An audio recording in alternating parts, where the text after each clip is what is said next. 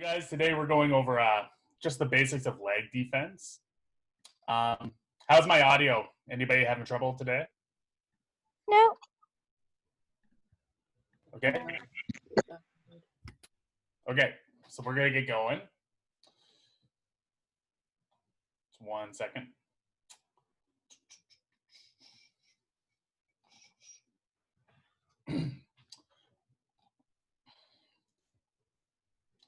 Okay, guys, so leg defense basics. So when we're talking about defense, we have 5 basic lines of defense: our head, our hands, our forearms, our hips, and our pressure. So now hips and pressure, obviously they're one and the same, but we'll speak on that later. With the head, what we're talking about is when we're in our stance and we're wrestling, someone goes to take an attack. If I don't change my level and drop my head first, I'm going to get blown off my feet. So what we're talking about with head, your opponent and your opponent changes level, I have to match with my head. And we're going to go into some video where you'll see this. Second line defense, hands. I'm always active with my hands when I wrestle. All the wrestlers are. You're using your hands, they act almost like a antenna system. They give you a early warning. You can feel when your opponent drops. They're your second line of defense after your head. Number 3, we have our forearms. If my opponent beats my head, my hands, I've got to be able to block with these forearms. This is where our down blocking positions come in, which we'll talk about later. And then finally, 4 and 5, hips. So that's your sprawl. And that is your last line.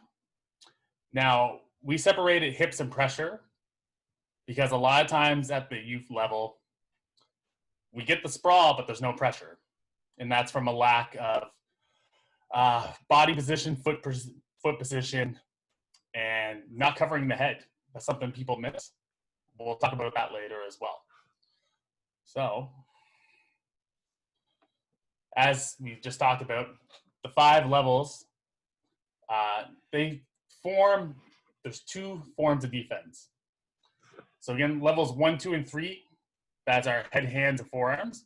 This is where we get into our down block and our reshot defenses. So we can actually create some offense out of this. Anytime you can down block and reshoot, I think that's a better position than having to rely on your sprawl. And the scoring opportunities are great there. A lot of opportunities to score a 4-pointer. You catch a guy out of position. Where number 2, this comes from our hips and our pressure, the sprawling and counter offense. Sprawling, I'm guessing everybody knows what a sprawl is at this point. What we mean by counter offense, those are our front head series positions, our go behinds. There can also be reshots from there too. That's a little bit high level. But yeah, those are them. So I'm going to go with the first YouTube link for you guys. A quick one, 2 minutes, 30 seconds.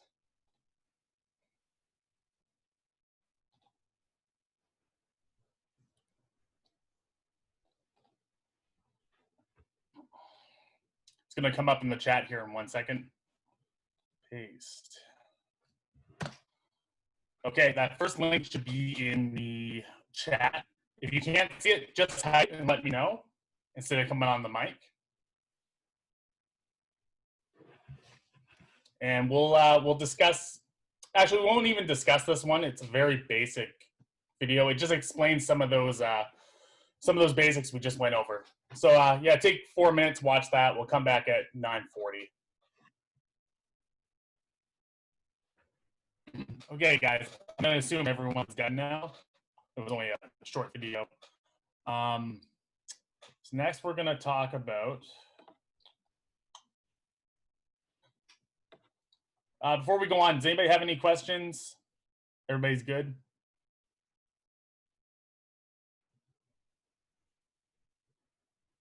we'll move on. Down blocking.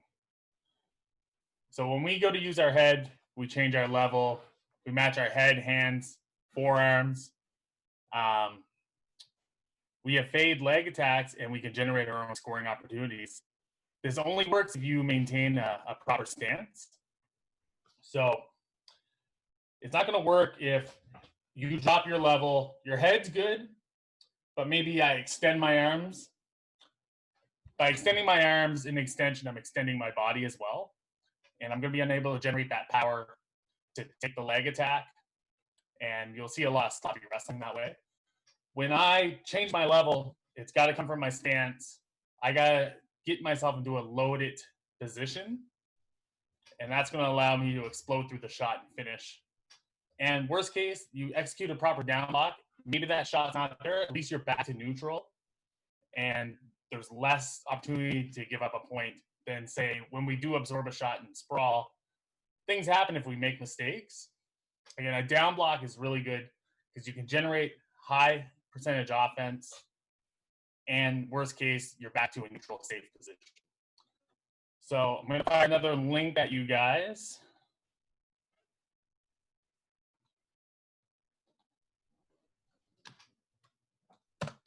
And it's in the chat now. Give that a watch. And once again, if you have any questions, type them in the chat. We can discuss them after you're done. And we'll come back at 9:50.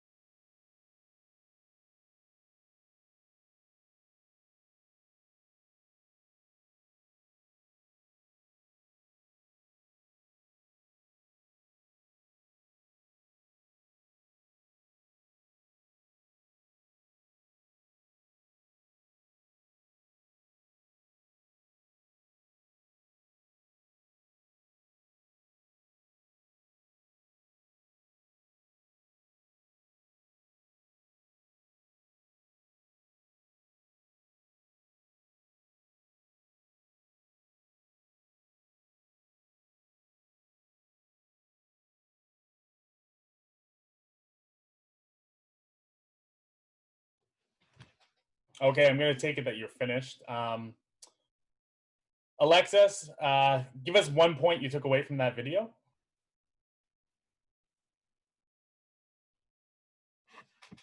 Sorry, I had to go get a drink.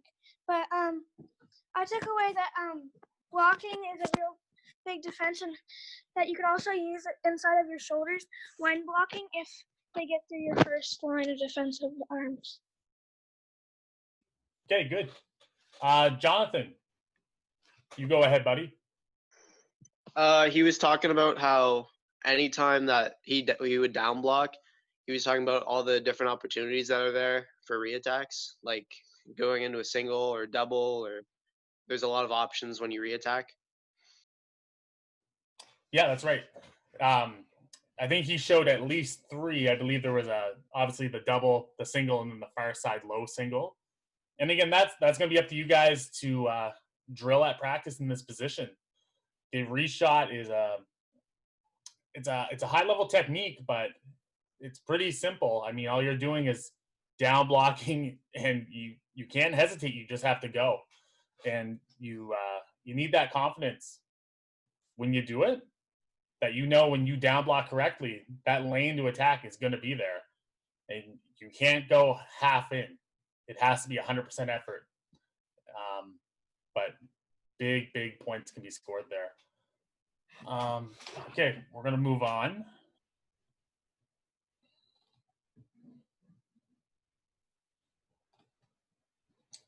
So we got through down blocking. We can be successful with the down block as long as we follow proper reaction, like we just talked about. Distance, maybe I didn't cover that a whole lot, so we'll go over that quickly.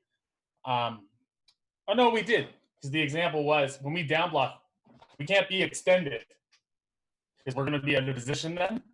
That's got to come. Arms have to be in, ready to attack, but not reaching. And again, the movement and distance comes from my level change. I have to move my feet. I can't stand still. Don't cross your legs, obviously. That's a given. Hope we all know that. If you don't, you do now. And that goes into body position as well. And like we just talked about, you have to commit to that re-attack shot. If you go in with half effort, you're probably going to end up on your face and giving up points. So yeah, we're going to move on to sprawling and counter offense now. Yeah, so sprawling counter offense, obviously it comes when our first 3 lines are broken, and we have to use our hips, and we have to put pressure in with the hips. Like I said earlier, a lot of times people make a mistake. They think they know a sprawl, and it's just to put your feet back. But if you're not using your hips effectively, they're just going to blow through you. And the next video I'm going to show you, it's probably the best one I'm going to show you, I think. It's by Ben Askren. And he does a really good job explaining all this. It's very clear and concise. That's why I picked it. I really enjoyed that video. And I wasn't expecting his to be that good, but he does a good job of breaking it down very simply. So this is going to come in the chat in 2 seconds.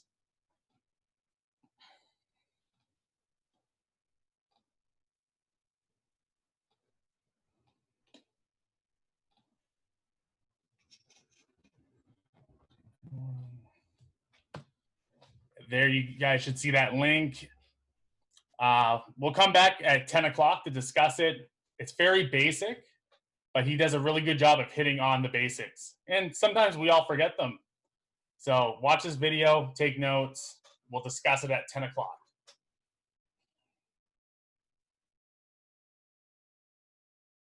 We'll get going in 30 seconds.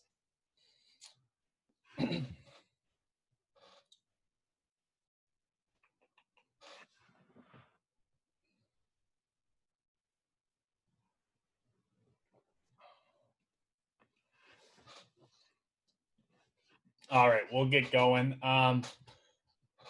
Akoima, sorry if I mispronounced that. Let me know if I did. Can you give us one takeaway from that video, please? Yeah, sure.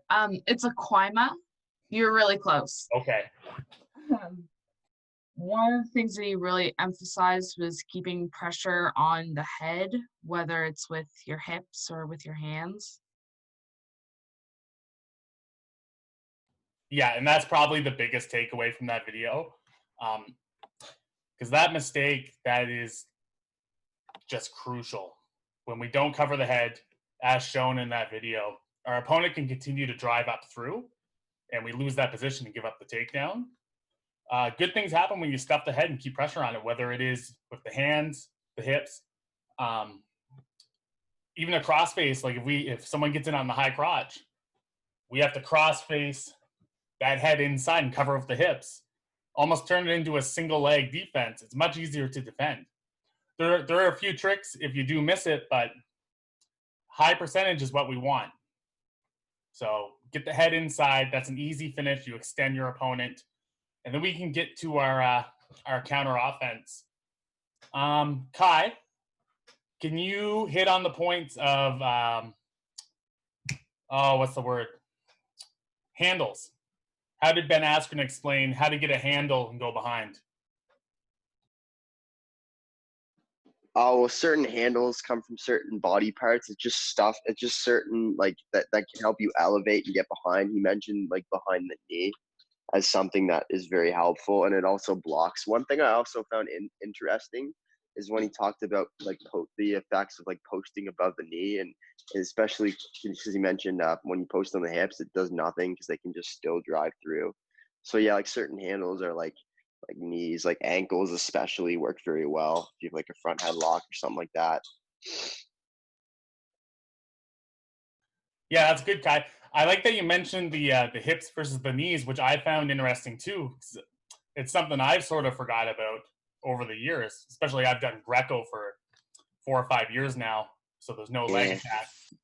But that was a really good point by him. That was something I haven't considered. So even I took away something from that video. That's why I wanted to share it. Yeah, me too. That was new for me. That's what we're here for, buddy. Discovery. All right, I see in the chat, Alexis, do you have anything to add? You said you had some good points on the video. You're just focusing on putting your hips down, putting as much weight on him as possible, because the more weight on him, the least mobile he is. You also have to keep concentrate on the head, so because if his head happens to get up, then there's more of a chance of him continue to fight for your leg. That's good. Can you point out when he was putting the pressure with the hips, what was he doing with his feet? He tried to get his feet back as much as possible to put more pressure on him, so that he could get more of a grip on the mat. Right, and where were was he flat-footed or was he on his toes? You have to keep on your toes, yeah. Sorry, can you say that again? He kept on his toes because if you're on your toes, the more weight is on him. Exactly. No, thank you. That's perfect. So what he was doing, he's pushing through his toes. He's not flat-footed, because I don't know if maybe this has happened to you or you've seen it in someone else's wrestling. People try to sprawl and stay flat-footed, and you're just creating almost like a pivot point because of the grip on the mat. Whereas with the toes, you can lean in more. There's more pressure. You'll collapse that opponent. Another option I don't think was touched in that video, get your laces to the mat, so the top of your feet, and you can absorb that shot sometimes. A little more movement, and it's a great time to try a reattack. So that's another option. Lucan, can you speak on the very end of the video, something that Ben pointed out? He pointed out that when people sprawl, you want to make sure you go straight down instead of jumping in the air. So you want the least amount of space when you sprawl, so that they can't finish the shot easy. That was perfect. That was such a good point that he made that I think a lot of people forget. And we see this when we're doing our warm-ups, our cool-downs. People do the big exaggerated, they flop up in the air and sprawl. And it was explained perfectly in that video why not to do that. And even though we're warming up and just shadow wrestling, if we do that, it's going to build a bad pattern, and that will happen in a match. It could cost you. So good. I'm glad you caught that, Lucan. Okay. So that's basically the end of the slide presentation. So now I'm going to post 2 links, 2 full matches. One is Frank Chamizo from Italy, probably one of the best defensive wrestlers in the world. But you're actually going to see he makes a few mistakes, especially in the first period. So really look at those critically. Watch the whole match, but there's 3 key scoring positions in that match. 2, he makes mistakes. See if you can pick them up. And 1, he does really well. So I'm going to share that link. And also, we have a second match. Kendall Cross versus Terry Brands from 96. Great match. Lots of scoring. Really watch Kendall Cross. Watch the leg attacks he gives up. What's he doing wrong? And then watch, there's one scoring sequence, I won't tell you when, where he employs some good tactics and really, really comes through with leg defense. So try to pick out those 2 matches. I'm going to post them now, and we'll come back at 10:25, okay? So you guys have 2 full matches to watch. Break down all the leg defense you can find, both mistakes and good technique, okay? So I'll post those now. Okay, guys.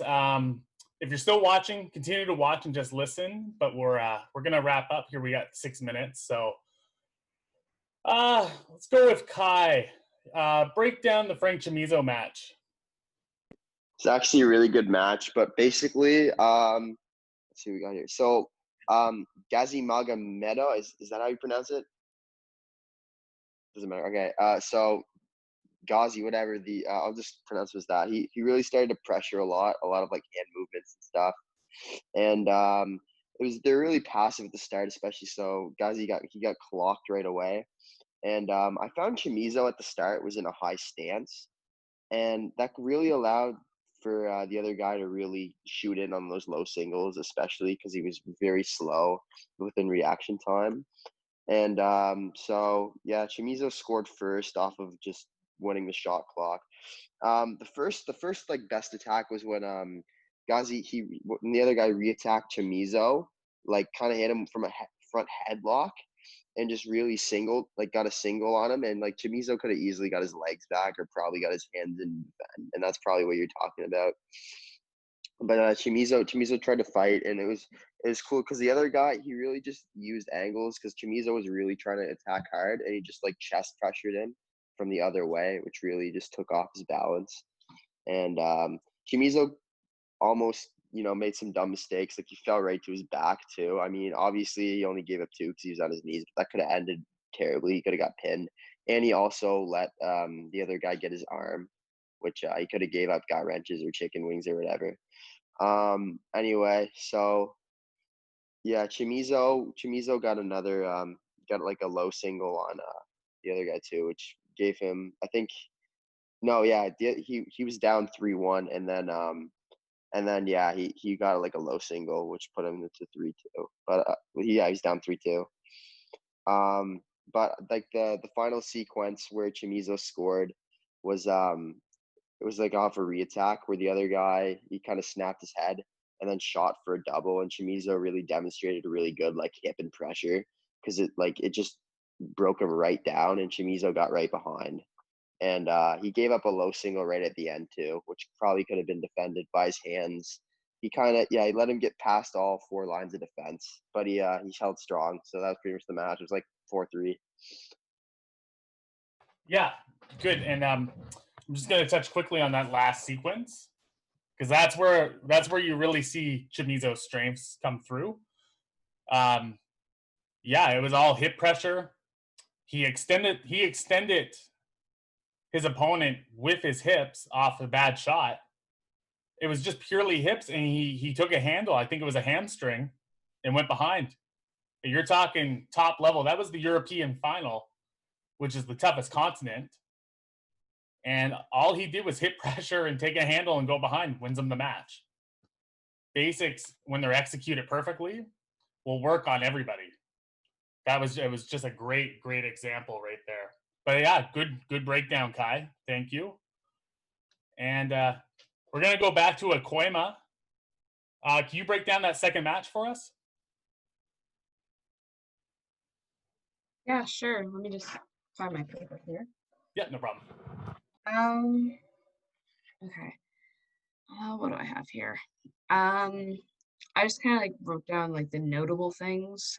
So the first thing that happened when the other guy was trying to throw him, Kendall Cross, an effort not to be thrown, he just kind of grabbed him wherever he could and tried to throw Terry Brands, but ended up getting put on his own back, which could have ended really badly, and it almost did. But luckily, he was able to get out of that. And then the next kind of notable thing, he did a double on him and went behind him. And the next thing, he had a right underhook and went to grab the opposite leg, and he just kind of plowed Terry Brands over, and Terry didn't fall on his I'm back, going to more on stop his you. I'm side. going to stop you for a second because I think you mixed up the wrestlers. Oh, yeah. Kendall Cross was the one who executed the throw from the start, and that was an oversight from my part because there was no scoreboard attached. So I should have indicated to you guys who was who. I had a few people message me about it, so that's my fault. But Okay, so everything I just said was opposite. basically, yeah. Yeah. But hit on those points. So when Terry Brands takes those shots, what is Kendall Cross failing to do? I think there's He's just defending it because he just kind of let it happen instead of like really putting pressure on him to stop it. You just kind of let him get past all of his defenses. Yeah, that's pretty much it. What I have written down here, I'm sure everybody's seeing as well. Just one sec. Yeah, he fails right off the start. Those shots he gives up. There's no pressure on the head. There's no pressure from the hips, and he's not getting to any handles. So he's just letting his opponent plow through, like you said. Can you skip to the last sequence? I believe it was the last sequence or second last sequence. Kendall Cross, he executes some good leg defense and ends up in a pinning position. Can you go through that sequence? I don't know if I have it written down here. Is that the one where it starts with like gets caught in the splits? I'm not sure if I have it written down. No, I that's just all right. missed like last 20 seconds. Okay, let's jump. Jonathan, do you know what situation I'm talking about? Where Kendall defended it? Yeah, he sprawls and whizzers, and then he ends up in a chest lock.